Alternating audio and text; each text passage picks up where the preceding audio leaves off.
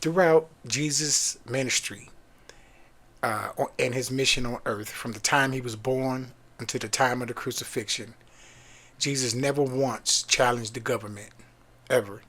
He never tried to infiltrate the government, to get inside, to make change. He never tried to gather his disciples and followers to penetrate the government in any way, form, or fashion. Never.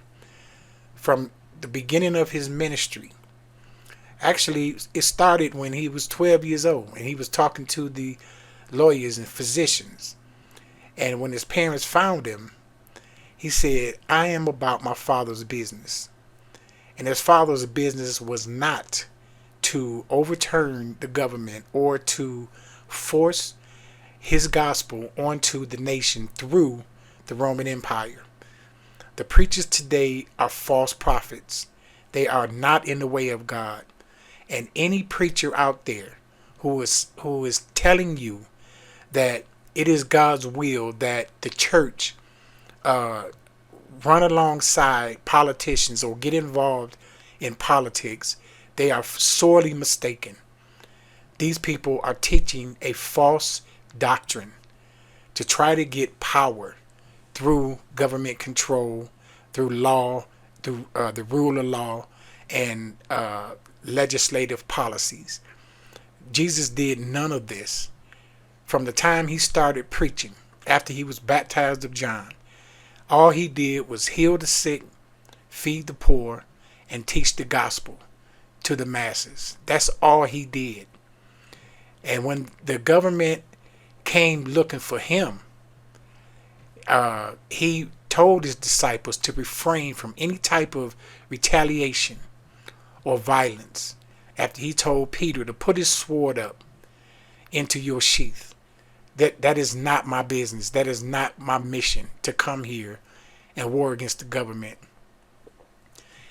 Even after the government killed his cousin, John the Baptist, and beheaded him, they imprisoned him, and then they beheaded him.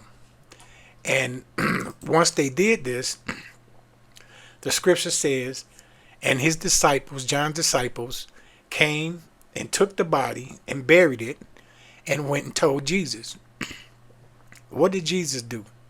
The scripture says, when Jesus heard of it, he departed thence by a ship into a desert place apart from the crowd. And when the people had heard thereof, they followed him on foot out of the cities. And Jesus went forth and saw a great multitude and was moved with compassion toward them, and he healed their sick. And from that point, the disciples said that the people are hungry. Let them go and buy some food so they can be, fed. And Jesus told them, no, I'll feed them right here. So in that message, he did not organize a resistance against the government because they killed his cousin John. He went about his ministry, which was healing the sick and feeding the people and teaching the gospel. Any of these preachers out here who are claiming that there's a mandate, some 7-mountain mandate, that's a lie. That's foolishness. The Bible never says that. The Lord never says, prepare a place for me when I come and set up a nation within the nation for when I return.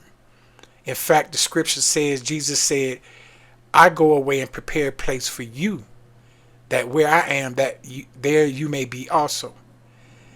Jesus never encouraged his people to get involved in politics and in government. This is a lie and false doctrine that these preachers are teaching out here. If your pastor or the preacher that you are following is teaching this, believe me, get away from that person. You're supposed to be focused on the gospel of Christ, teaching the gospel, healing the sick, feeding the poor, and helping those that are in captivity. That is what the mission of the Lord is all about, not politics. These are false, lying preachers. And for some woman preacher to be a so-called spiritual advisor to the president shows a complete lack of discernment and biblical understanding. That is an abomination.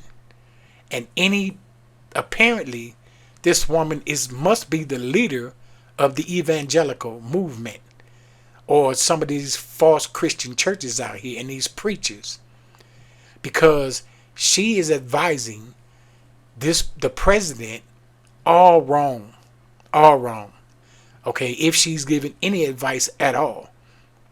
So I'm just here to remind you. And what my mission was, God called me to do, is to look at these preachers out here. Pick them out, find them, expose them, and let the people know. If you are following any of these people, and it is shown much clearer now that the Christianity in this country is apostate.